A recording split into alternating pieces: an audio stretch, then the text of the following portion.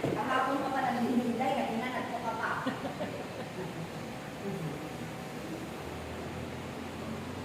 Amen. Praise the Lord! Amen forever! Amen forever! Praise the Lord! God is good! All the time! All the time! God is good! The will of the Father! Yes, I will! Yes, I will! The will of the Father! Palakpakan natin si Amang Yahweh! Amen! Praise the Lord! Hallelujah! Yan. Nakalimutan ko na kayo ito. Parang pinag-video mo sa akin. Yan. Halik kayo! Halik kayo! Halik kayo! Sumapit kayo sa akin. Kayong mga nakapagal sa bigatan. At kayo'y aking pagpapahigan. Amen? Napapagod na kayo? Minsan. Sabihin natin ang totoo. Sabihin natin ang totoo. Sabihin natin ang totoo minsan eh. Kaya parang kalakasan ng babay ni Ama. Pagka nakakagita tayo ng araw ko, wala nang nakikita. Dumalago ang mata. Wala kasi man ako. Oo, kahit ako kanina. Silaw. Kasi silaw. Kaya, hindi ko sana ang ganda o. Ang hirap kaya magtok na. Against the light. Hindi ba ako dala ng sunglass? Oo, naman. Ako nga minsan nagsasunglass kasi sakit sa mga. Hindi dapat, pero ano doon sa ano. Kasi may sunglass naman talaga at tabi. Ano, pasisemiento ka na rin. Sabihin mo na. Sasabihin natin. Ang daming ewan. Semento. Kulob na. Yan. Yan, minsan, kagagalangan. Kahit wala tayong ginagawa, nakahigala, nakatambay lang tayo sa bahay, nakakaramdam tayo ng pagod. Amen? Gabi. Kabinatan. Lalo na ngayon, sa kaiisip natin, sa nangyayari sa mundo, lalong-lalo na dito sa ating bansa. No? Mga kabataan, pinagmumulan ng kaguluhan, mga karahasan. Sana kaya patuwa ang mundo? Yan ang iniisip natin. Ano? Minsan, napapagod na tayo sa kaiisip. Ang ating mga kaiisip. No? Kaya, hinihingi natin humihingi tayo ng kapahingahan at kaginhawahan ng ating isip, ng ating puso, at ng ating kaluluwa. Amen? At saan ba natin yan? Sino ba ang makakatuwang natin para tayo ay maginhawakan at mag-aanan sa lahat ng ating pinakasan? Amen? Sa lahat ng ating kaguluhan, sa ating isip, sa ating buhay. Amen? Sabi ng ating Panginoon, lumapit kayo sa akin, kayong lahat na napapagal at nabibigatan, at kayo ay aking pagpapahingahin. Amen? Ako'y maamo at magaan ang pasanin ibigay ko sa inyo. Amen? Yan. Ano nga ba yung mga kapaguran na nagiging dahilan? Ano nga ba yung mga kabigatan na nagiging dahilan kung bakit tayo ay nakakaramdam ng pagkapagod at kabigatan? Minsan yan, yung ating mga giisip na kaguluhan, mahalang bilihin, mahalang bayan sa Miracle. Diba? Ano naman yung bill nyo sa Miracle? Bills nyo. Halos, ripke na. Amen? Ripke na ang bayaran natin sa Miracle. Pag-asa ang mga hindi mga pagkain. Amen? Pero, sabi nga, lalo na sa katulad ko, na wala namang, hindi yun yung, federal, na tawag doon? Ano yun? Wala mo na pinagkakitaan. Wala tayo maintenance. Walang income. Wala nang income. Maintenance. Kaya lang, Konti lang.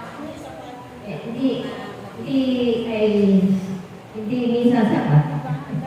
Pero, pag si Lord ang kumilos, sapat-sapat, siksik, ibig at maapaw. Amen? Palakukan natin ang ating Panginoon. Kaya, yun na nga ang mga kapaguran ng ating isip, ng ating katawan. Amen?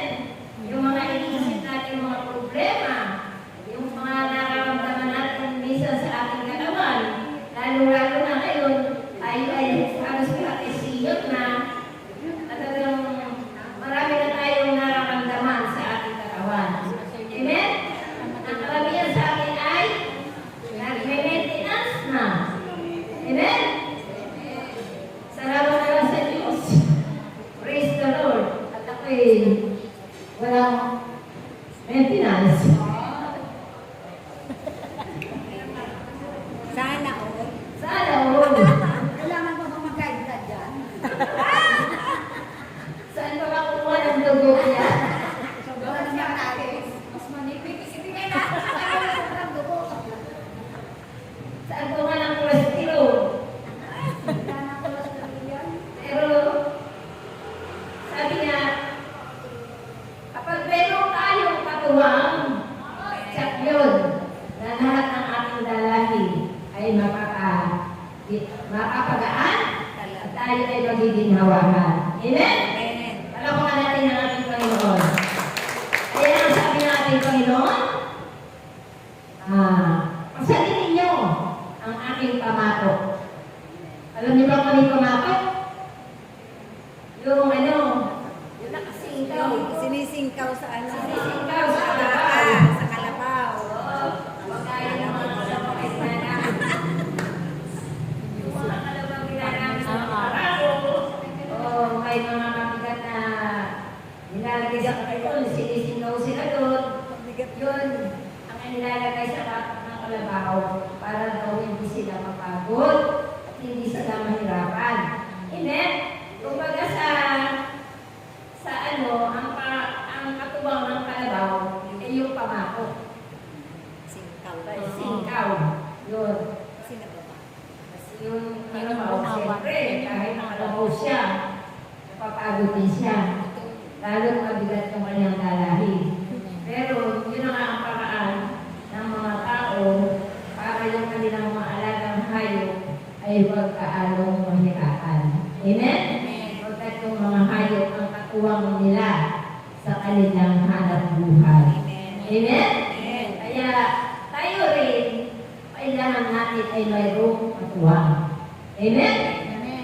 At sino ba yung ating lalapitan para maging katuwang natin sa ating buhay, para mapagaan at mapaginhawa yung ating mga nararamdaman at mapagaan yung ating mga dalahin.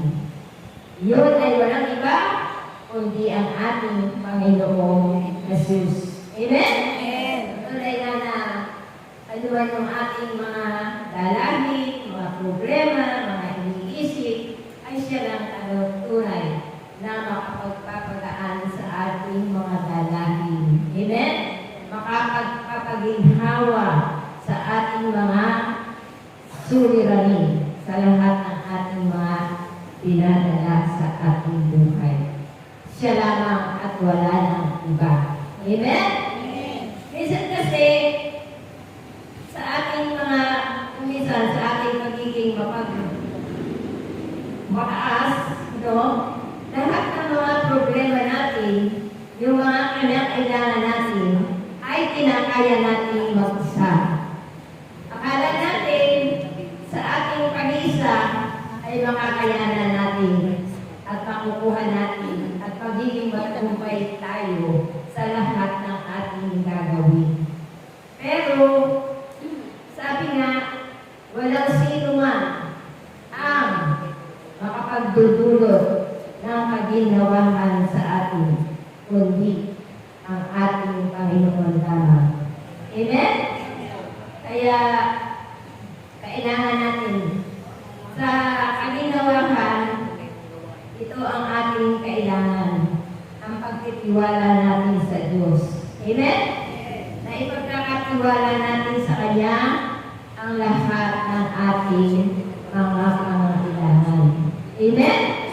Lahat ng ating mga kaibigan ang dinadala sa ating buhay ay pagkatiwala natin sa Diyos na ang lahat ng ito ay Kanyang ibibigay.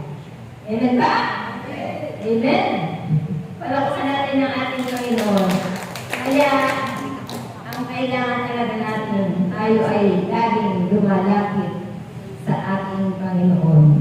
Amen? Siya lamang talaga ang ating kakapitan.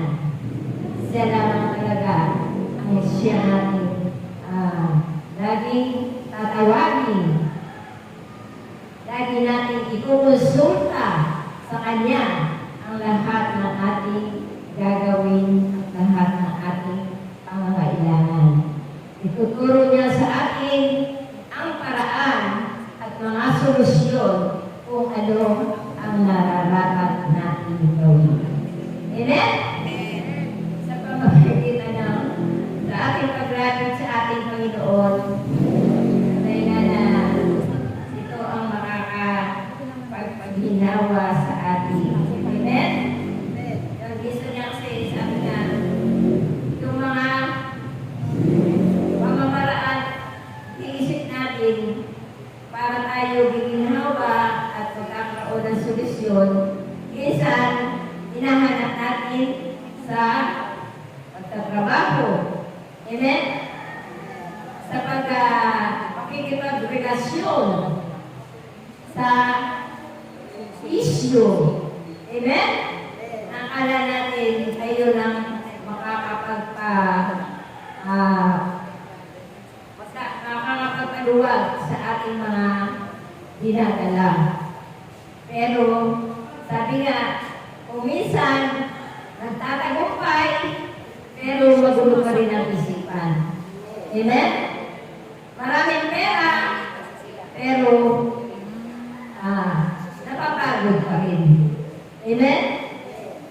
Kaya, hindi solusyon ang mga material at mga kayamanan para mapagaan at magkaroon ng kapahingahan ang ating isipan. Amen?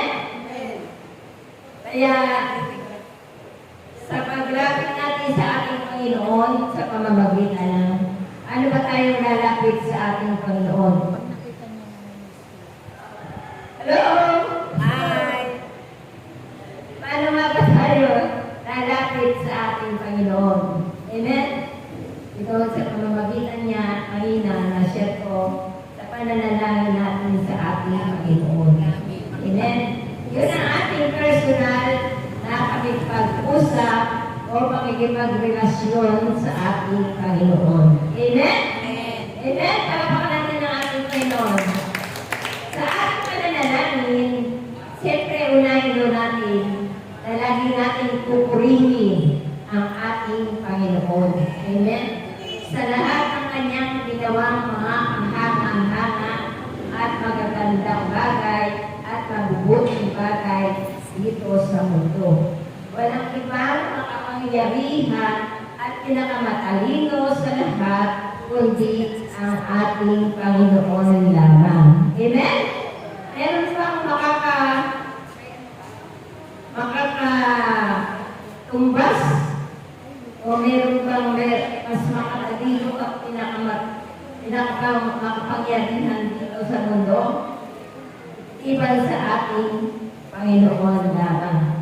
Kaya, lagi natin siyang papupurihan sa lahat ng kanyang ginawa mga kahanga-hangang bagay. Amen? At para tayo ay maging malinis at karapat-dapat sa lahat ng biyayang ating hihingin sa ating Panginoon, kailangan isuko natin ang lahat ng ating kasalanan. Amen? Na patawaran na tayo hingin natin ng kapatawaran ang lahat ng ating nagagawa laban sa kalooban ng ating Panginoon. Amen? Na kung minsan tayo ay nakakalimot sa Kanya. Amen? At pagkatapos, tayo ay magpapasalamat sa ating Panginoon. Amen? Lahat ng nasa atin ay nagmula sa Diyos. Amen? Maging ang ating Panginoon, Jesus, hindi siya nakakalimot magpasalamat sa ating Panginoon. Di ba ito sa ating Ebanghelyo, sa panggunang pinasalamatan niya ang Ama dahil inilihim daw sa mga masakalino ang mga bagay na ipinagkaloob sa kanya ng Ama. Amen? At ang kanyang pinagkakayagan ay yung mga maliliit. Sino ba yung tinatanong na maliliit? Yung mga may mababang kalooban na tulad ng sa bata. Amen? Kaya, kailangan tayo laging may pagpapakumbaba sa ating Panginoon sa pamamagitan ng pasasalamat natin sa Kanya. Ano man yung mga natatanggap nating biyaya na nagmumula sa ating Panginoon, maliit man o malaking bagay, kailangan nating pagpasalamat sa Diyos. Maganda man o pangit, o hindi man minsan tayo nakakaranas man tayo ng mga pagsubok, ito ay pinapahintulutan lamang ng ating Panginoon. Amen? Para makita natin kung sino talaga ang tunay na makapangyarihan na makatutulong sa lahat ng ating pangangailangan. At ito ang ipagpapasalamat natin dahil sa mga nararanasan nating hirap, mga pagsubok, ito ang nagpapatibay sa atin, sa ating pananampalataya sa ating Panginoon. Kaya lalo tayo kumakapit sa Kanya.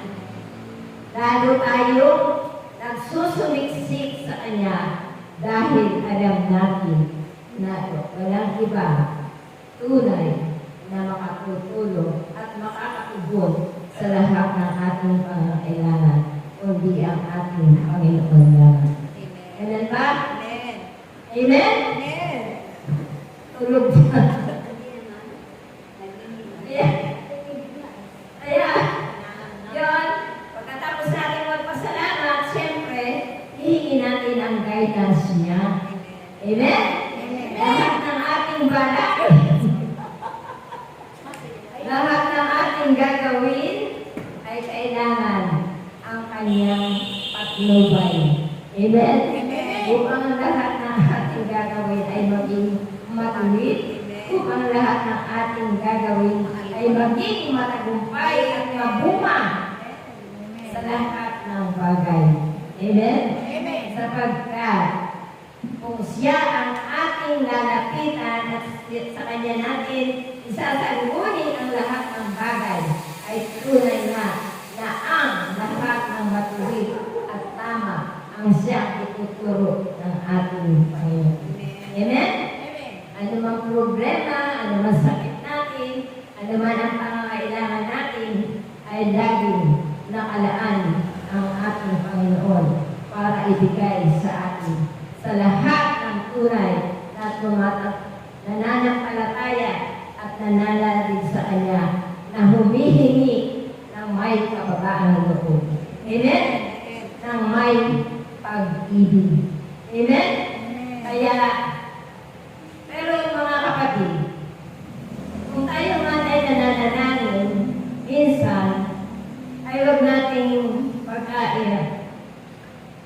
iisipin na kung tayo ay napagaling na, kung tayo ay lumalaki sa ating Panginoon, huwag nating isip na hindi na tayo muli magkakasakit. O, kaya kaya ay hindi na tayo maghihirap, o kaya ay hindi na tayo daranas pa na anumang problema.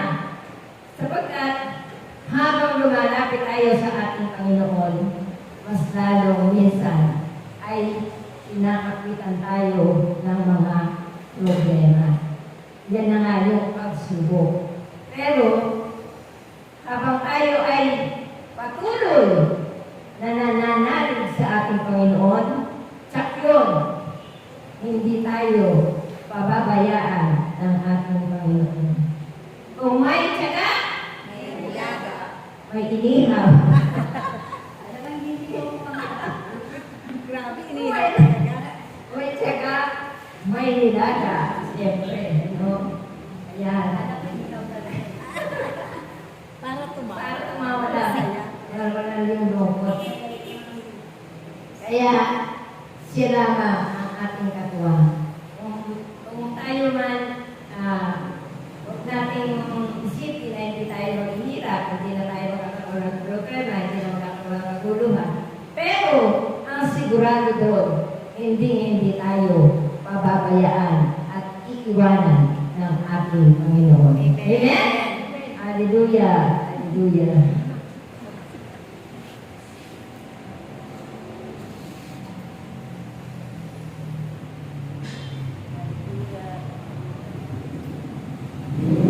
Kaya kayo ay laging magpatuloy sa inyong magpapuli na inyong pinanumpansalan.